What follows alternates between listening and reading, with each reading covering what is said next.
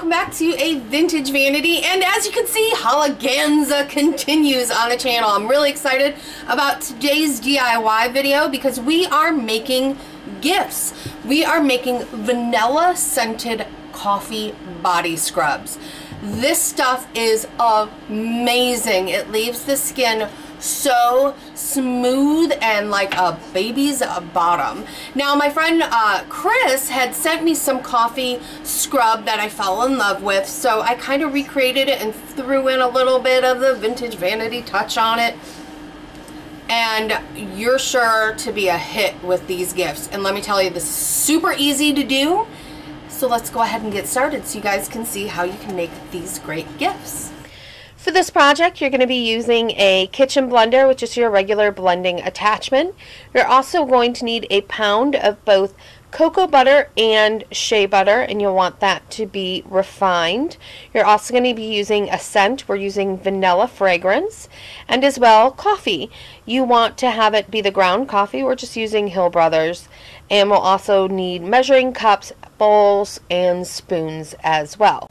There are links in the description for where I purchased both the fragrance and the cocoa and shea butter as well. So now we've got everything, so let's get started. Into your mixing bowl, you're going to add 2 cups of the shea butter. Shea butter is very rich in vitamin A, and it is an extremely creamy and soft butter, and what I love about it is not only is it highly moisturizing, but it also works at healing the skin, so great for wrinkles and fine lines.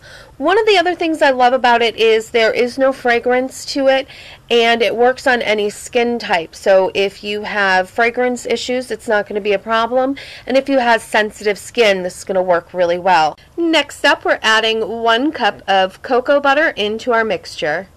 Now, cocoa butter is a lot harder than shea butter, and it's going to provide a little bit more stability to our body scrub. Now, we're just going to use our kitchen blender to blend this up until it's nice and fluffy. Now, one of the reasons that it's great to use cocoa butter is, again, it's great on sensitive skin, but it's also high in antioxidants, so it helps fight off those signs of aging, and it is also a deep hydrator and helps to reduce stretch marks. Now, it takes about 2 to 3 minutes to get to this nice, heavy, whipped consistency that looks a little bit like whipped cream. Now it's time to add in our coffee grounds. We're going to add in 3 cups of coffee. Not only does the coffee provide a nice aroma to the body scrub, but the grounds themselves work as a natural exfoliant that is really gentle on the skin, but strong enough to slough off some of those dead skin cells. Now you're going to continue to blend this until everything is mixed together, and you'll want to add in the other 2 cups of coffee once you start to get everything blended together.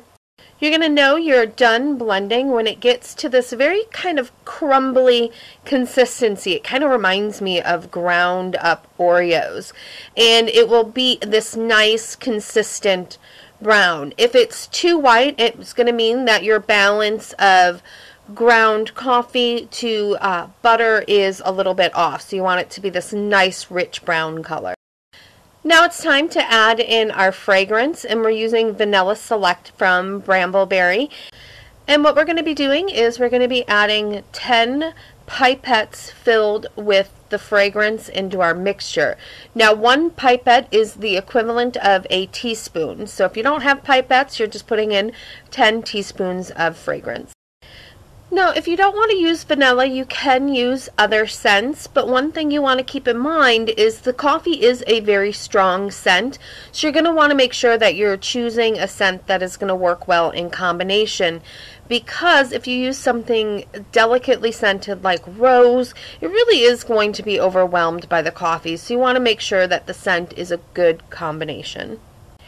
And you're just going to thoroughly mix that scent in with your mixture. Now you're just going to take that mixture and put it into its packaging. Now I'm using these 16-ounce containers that the shea and the cocoa butter came in. I thought they were the perfect size, so I'm just going to pack the product right in there. Make sure you really get in there and push the product down with the spoon. And this mixture makes enough to fill 2 of these 16-ounce containers. Okay, so now it's time to prettify our packaging. So we're going to make some labels. I'm just drawing out the shape of a tag on this nice scrapbook piece of paper that you can find at your craft store, and you can buy them in single sheets. So I'm just drawing a rectangle with one side with the corners squared off and a little circle, and then I'm just going to write who I've made this for, and also I'm going to write what exactly it is. And then of course you're just going to use your scissors and you're going to cut that right out. Now I do cut it inside of the black lines that I've drawn so that you don't see the outline of the tag. And then of course you're just going to poke a hole at the end of the tag so that you can attach it. Now we're going to take our container and this great holiday ribbon, and we're just going to cut off a significant portion of that. Then what we're going to do is we're going to take that ribbon and we're going to wrap it around the container and tie a bow.